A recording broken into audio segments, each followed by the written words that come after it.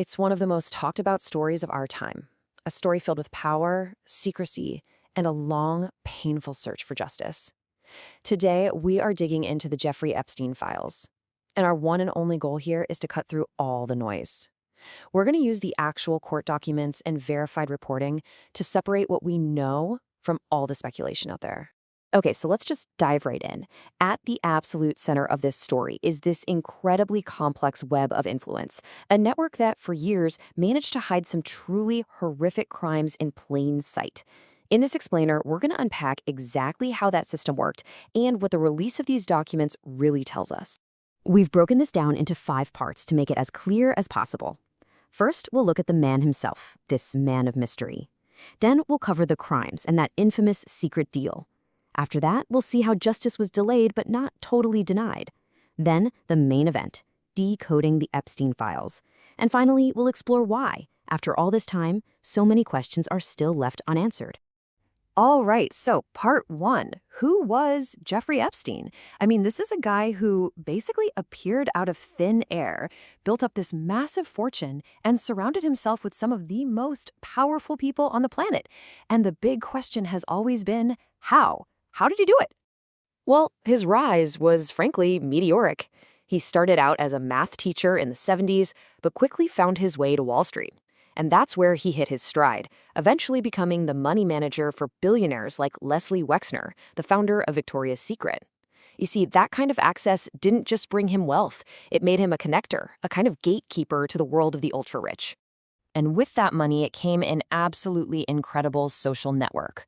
Now, this is just a small sample of the well-known people whose names show up in public records connected to Epstein. And we have to be crystal clear about this.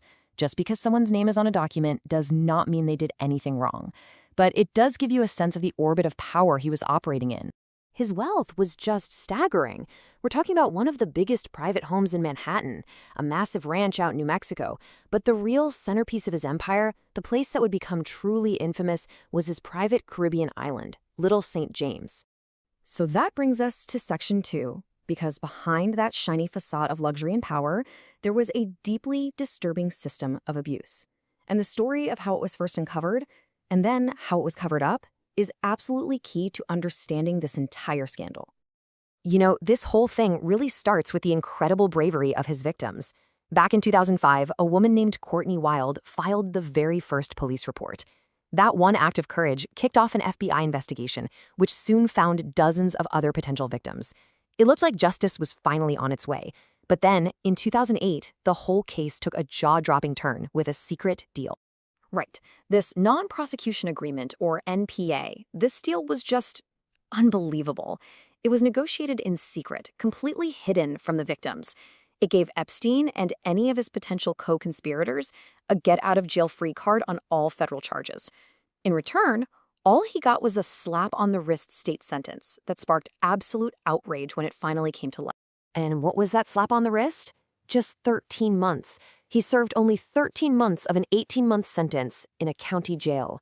And get this, he even had work release privileges, meaning he could leave the jail for most of the day almost every day. All of this for what federal agents believed was a massive sex trafficking operation. It's just incredible. And that brings us to Section 3. You know, for about 10 years, it really seemed like that secret deal was the end of it. But the survivors and some very dedicated journalists just refused to let the story die. Justice had been delayed for sure, but it wasn't going to be completely denied. So there were 3 huge moments that changed everything. In 2009, a survivor named Virginia Giuffre filed a civil lawsuit that kept the case from being buried.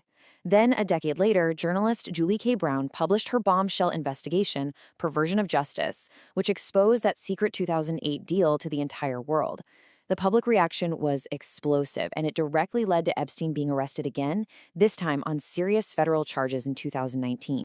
But this time, the outcomes for the 2 main players couldn't have been more different. A little over a month after his arrest, Jeffrey Epstein was found dead in his jail cell. The official ruling was suicide. His main accomplice, Ghislaine Maxwell, was arrested the next year. She actually went to trial, was found guilty by a jury, and is now serving a 20-year sentence in federal prison. Yeah, Epstein's death before he could ever face a jury became a huge source of public suspicion. the circumstances just seemed too strange for many people to accept. We're talking about reports of malfunctioning security cameras and guards falling asleep on the job in a high-security federal facility.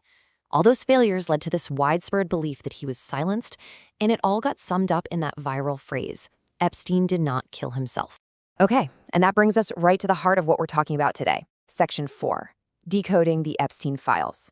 With so many rumors and so much misinformation flying around online, it is so important to understand what these documents actually are, and maybe even more importantly, what they are not. So let's be super specific here. When people say the Epstein files, what they're almost always talking about are documents from one single lawsuit, Virginia Giuffre's defamation case against Ghislaine Maxwell from 2015.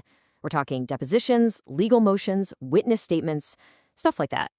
They were sealed for years until a judge finally ordered them to be released in early 2024. And this right here is probably the biggest misconception we need to clear up. These files are absolutely not a client list or a list of criminals. They are not new criminal charges, and they are not some complete exhaustive record of every single person Epstein ever knew. They are just pieces from one specific legal fight, not the whole story. Which, of course, leads to the big question on everyone's mind. If it's not some big list of bad guys, then why are so many famous and powerful people mentioned in these documents?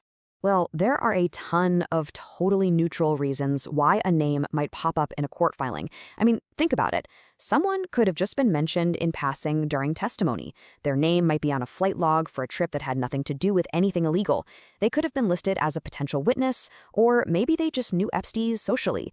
The point is, seeing a name in these files by itself proves absolutely nothing. And all of that brings us to our final section. Because even with Maxwell's conviction, even after Epstein's death, and even with thousands of pages of documents being released, there is still this profound sense of distrust out there. So why? Why do so many questions still linger? Well, this chart really breaks it down. The biggest reason, by far, is Epstein's death while he was in federal custody. That event, plus the memory of that unbelievable 2008 sweetheart deal and the sheer power of the people he associated with, it's all combined to just shatter public faith that the system can actually deliver justice when the rich and powerful are involved. And that distrust is fed by some genuinely weird, unanswered questions, like what was that strange temple-like building on his island? What were those confirmed underground tunnels really for? Were all those cameras just for security, or were they for blackmail, like some people have suggested? And I think most importantly, people still feel like we don't know who else was involved, the entire network of people who enabled this for so long. You know, when you boil it all down, this whole thing started with the voice of one victim who was brave enough to speak up against an incredibly powerful person. Her voice gave others the courage to speak too, and together they didn't just expose the crimes of individuals, they exposed a massive failure of our justice system, a failure that went right to the very top. And that really leaves all of us with one last big question. When the systems that are supposed to protect us seem to fail, or worse, seem to be manipulated, who is left to hold power accountable?